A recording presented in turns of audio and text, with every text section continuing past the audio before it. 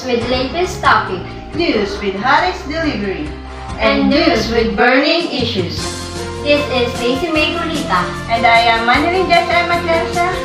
Join us in a 5-minute current news and information. This is Daily News Patrol. And the headlines. Beginner's Guide Toward Managing Food and Beverages discussed. Rules of cost control managed.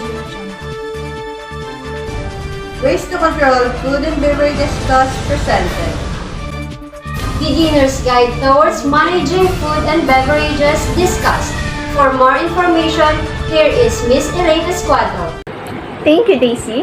For today's news, it is about food costs. Food costs is the cost incurred in preparing a dish.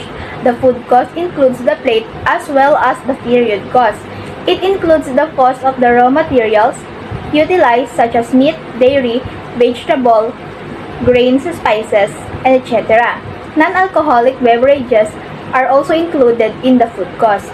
Beverage cost. Beverage cost is the cost related to alcoholic beverages served in the restaurant and bars.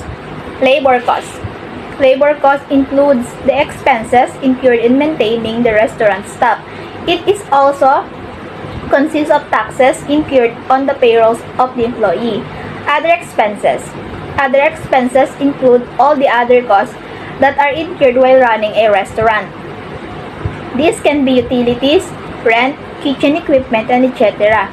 Elaine Escuadro reporting. Thank you, Miss Elaine Escuadro. Rules of cost control managed. For more updates, let's hear from Mr. Gerald Mortel. Gerald. Thank you, A2. There are rules of cost control which is necessary in mastering food and beverage cost control. If you're not growing, you're dying. But companies also need to focus on controlling costs. Which contrasts vigilance, company can find themselves in a competitive situation which is bloated overhead. The episodic slashing and burning that then becomes necessary can significantly damage the company. This effort is reducing exemptions on the final statement. Provide one-time charges. Inherit company culture. The better way to maintain the appropriate cost structure is to control them in a sustained fashion. Here are 5 ways to control costs. First, renegotiate all contracts annually. For whatever reason, American business presume that multiple-year contracts will result in lower costs. Second, ask your customers. Annually planning sessions with customers have many benefits. Naturally, this discussion primarily should focus on ways to grow the business. Third, match term with turns. Each item on your inventory moves at a different rate, and yet suppliers normally apply one-size-fits-all approach to payment items. Fourth, ask vendors to own their inventory. Better even than matching terms in turns to have a vendor keep detail to their inventory until sold. Fifth and the last, hold headcount constant. For sure, this is a blunt instrument in which always works, but a long time ago I worked with the founder of a business we acquired. I complained one day that the parking lot was too tight and we needed to expand.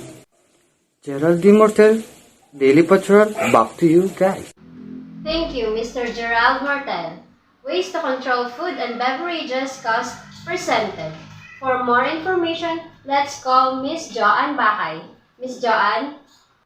Yes, Daisy. It is important to master food and beverages cost control. To glimpse information presented, tips to optimize food and beverages cost. If you're not growing, you're dying. But companies also need to focus on controlling costs. Without constant vigilance, companies can find themselves in an uncompetitive situation with bloated overhead.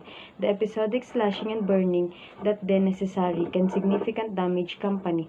This effort risks producing exception on the financial statement drive one-time charges, and hurt company culture. The better way to maintain the appropriate cost structure is to control them in a sustained fashion. Here are the 9 ways to control costs. First, standardize food and drink recipe. Establishing a standard for each of your recipe ensures that both quality and consistency are maintained. Second, set drink prices for optimal profit margins. The majority of your profit comes from your drink sales. Keep this in mind when pricing each drink and cocktail. Third, implement core policies. Fourth, be cautious with drink specials. Fifth, check profitability of recipes. 6. Supervise and control inventory. One of your best tools for controlling cost is inventory management. 7. Categorize profits and loss by item. 8. Hire reliable and trustworthy employees. 9. Use smart technology. You can improve your cost management and increase efficiency by using smart technology and bar software tools. Back to you. Thank you, Ms. Joan Bakay. That's all for today's report. 5 minutes current news and information. I am Daisy May Kulita. And I am Manilin Jessa Chansa. This is Daily News Patrol.